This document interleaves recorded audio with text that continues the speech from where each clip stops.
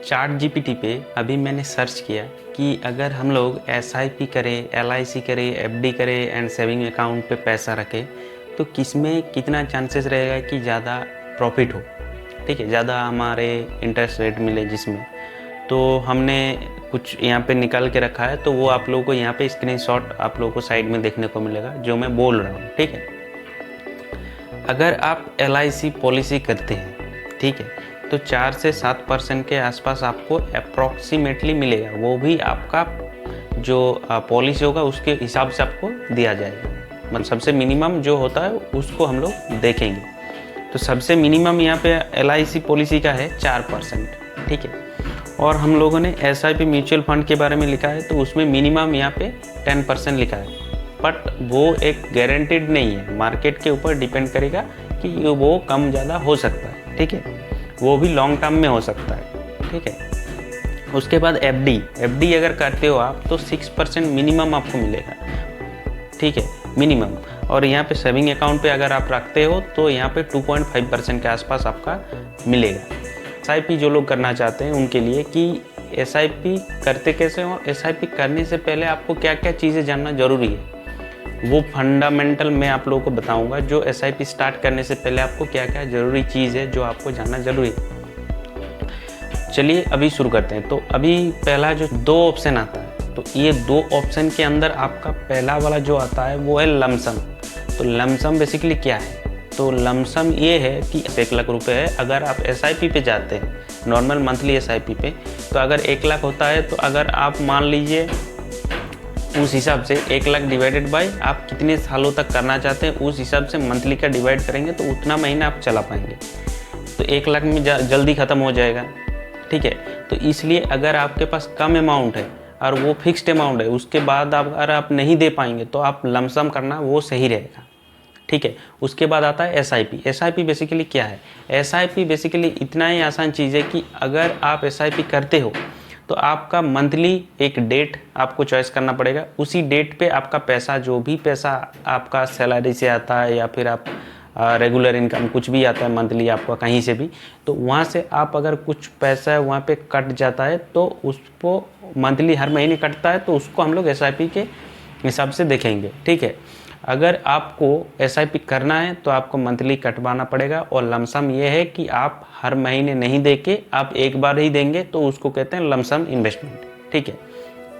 तो एक bonus tip मैं देना चाहूँगा आप लोगों को। अगर आप एसआईपी करना चाहते हैं तो आपको मैं एक बोनस टिप ये देना चाहूँगा कि अगर आपका मंथली सैलरी आता है और आपको ऐसा नहीं करना है कि अगर मान लीजिए एसआईपी में 10,000 का कर देता हूँ, हर महीने कटेगा, या फिर 5,000 का कर देते हैं, 50% का कटेगा, ऐसा नहीं होता। आप पहले आपका सैलरी देख लो कितना है। उसके बाद अगर मान लीजिए आपके पास 20,000 का सैलरी आता है, तो 20,000 में 2% के हिसाब से आपका कितना आता है, उस हिसाब से आप कर सकते हो, ठीक है। 1% के हिसाब से आप कर सकते हो या 5% के हिसाब से कर सकते हो। एक फिक्स्ड परसेंटेज ऑफ आपका जो रहेगा इन्वेस्टमेंट उसको करना है, ठीक है। अगर आप मान लेते हैं कि अगर आपको एसआईपी करना है, तो मैं एक चीज़ और एक टिप देना चाहूँगा कि अगर आप मान लीजिए आपका ईयरली सैलरी 4 लाख है, तो अगर आप मान लेते हैं कि हर साल मैं 1 लाख रुपए एसआईपी में दे सकता हूँ हर साल, तो उस हिसाब से आप क्या करेंगे कि अगर 1 लाख डिवाइडेड बाय 12 मंथ के लिए आप उसको कैलकुलेट कर लीजिए और हर महीने उस अमाउंट को पे करते जाइए। तो इससे क्या होगा कि आपको पता रहेगा कि कितना मैं इन्वेस्टमेंट कर रहा हूँ। अगर आप ये कैलकुलेशन नहीं करेंगे तो अगर आप ज़्यादा अमाउंट का अगर एसआईपी कर देते हैं गलती से, तो आपको बाद में रिग्रेट आएगा कि मैंने इतना एसआईपी क्यों किया, मेरा बाकी खर्चा निकल नहीं रहा है। इस तरीके से आपका प्रॉब्लम आना। और एक चीज़ है, अगर आप एसआईपी करते हो तो हर महीने आप अगर मान लीजिए पैसा दे रहे हो, किसी महीने आपका पैसा नहीं आया या फिर पैसा कुछ कारण से खर्च हो गया, तो आप उस महीने को पॉज भी कर सकते हो। बट एसआईपी ऐसे पॉज करना सही नहीं रहता।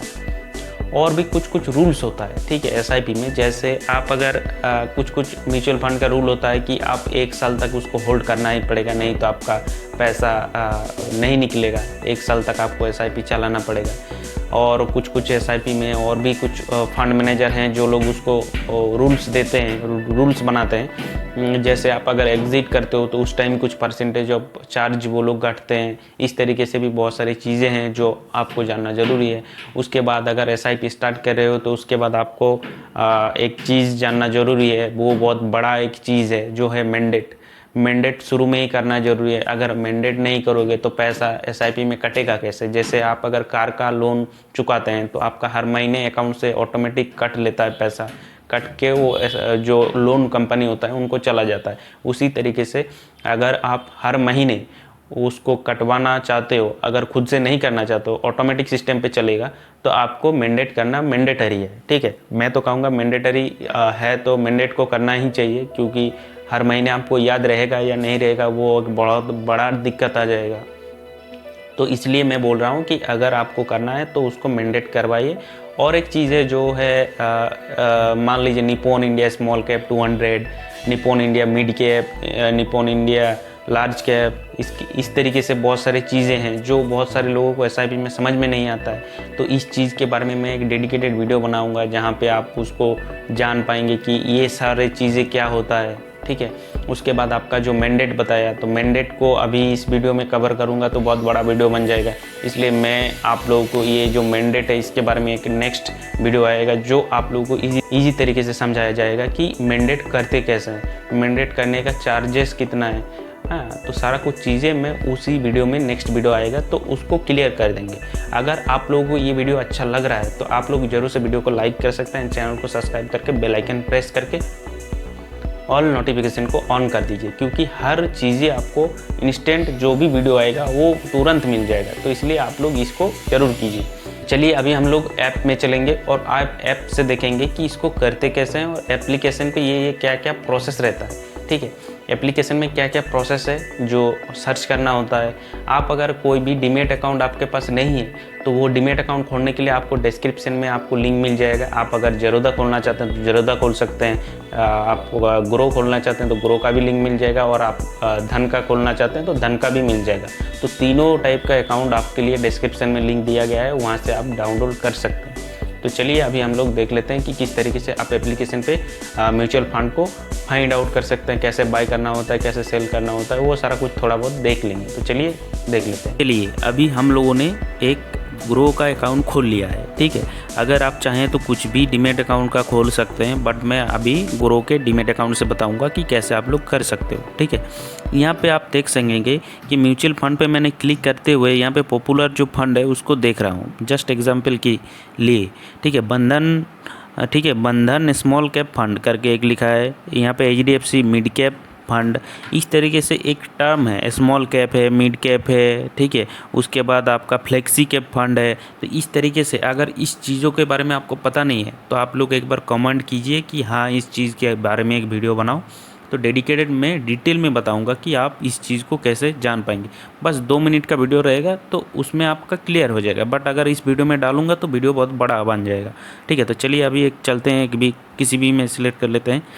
तो इधर आपको देखने को मिलेगा कि मिनिमम एसआईपी अमाउंट है 100 रुपये, तो आप लोग 100 रुपये से स्टार्ट कर सकते हो। ठीक है, इधर आप रिटर्न कैलकुलेटर पे क्लिक करते हो तो रिटर्न आप देख सकेंगे कि रिटर्न कैसे कितना आएगा। ठीक है, हिसाब से होल्डिंग यहाँ पे आपको देखने को मिलेगा कि कहाँ कहाँ पे ये शेयर बाय करते हैं ये शेयर होल्डर जो होता है। ठीक है, फंड मैनेजर। तो यहाँ पे आपका होल्डिंग एनालिसिस पे अगर क्लिक करते हैं तो यहाँ पे आप लोगों को देखने को मिलेगा कि फाइनेंस पे कितना वेटेज मिल रहा है, कितना % इन्वेस्ट करेगा मेरे पैसे को मेटल में, consumer durable, health care, industrial, technology, energy, ये सभी सेक्टर पे ऊपर वो इन्वेस्ट करते हैं। ठीक है, यहाँ पे और कुछ चीज़ें हैं जो स्मॉल कैप सिमिलर फंड है वो आप लोगों को देखने को मिलेगा। यहाँ पे थोड़ा बहुत लोड एंड टैक्सेस के बारे में जानना ज़रूरी है, क्योंकि एक्सपेंस रेशियो यहाँ पे लिखा है, उसके बाद एक्सिट लोड लिखा है। अगर आप 1% एग्जिट लोड लगेगा, अगर आप 1 साल से पहले अगर इनको एग्जिट कर देते हो एसआईपी को, स्टैम्प ड्यूटी।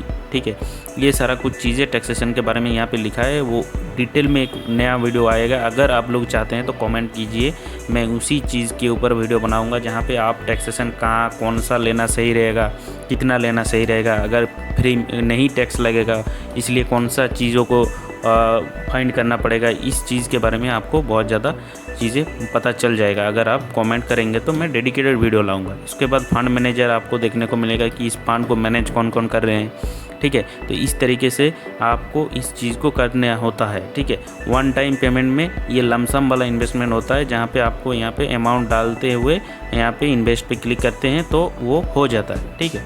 उसके बाद इधर आपका SIP स्टार्ट करना चाहते हो उसी फंड के अंदर, तो यहाँ पे अमाउंट डालो, यहाँ पे डेट मंथ का डेट डालो कि 3 तारीख को मेरा SIP का डेट रहेगा, अपडेट करो। यहाँ पे स्टार्ट SIP पे क्लिक करते ही आपका यहाँ पे एक नोटिफिकेशन SMS जाएगा, तो SMS आने के बाद आप नेक्स्ट प्रोसेस करेंगे तो आपका बाय हो जाएगा। बहुत सिंपल तरीके से होता है, तो इस तरीके से आप लोगों को करना होता है। अगर आप लोगों को ये वीडियो अच्छा लगा है तो ज़रूर से वीडियो को लाइक करें एंड चैनल को सब्सक्राइब करके बेल आइकन को प्रेस कर लेना है, तो इसी तरीके का कंटेंट पाने के लिए। चलिए आज के लिए इतना ही।